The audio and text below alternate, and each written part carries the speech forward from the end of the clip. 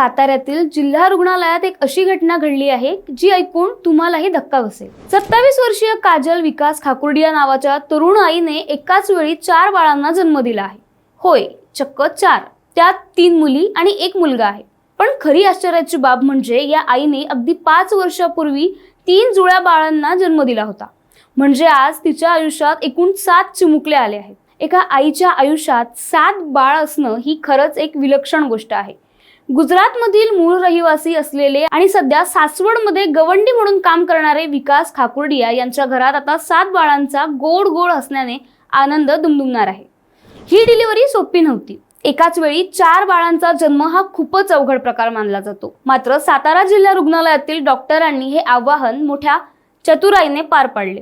Doctor Desai, doctor Salma Inamdar, doctor Khadtare, doctor Zende आणि doctor Deepali Rathod आणि संपूर्ण वैद्यकीय पथकाने शस्त्रक्रियेद्वारे ही डिलिव्हरी यशस्वीरित्या पार पाडली।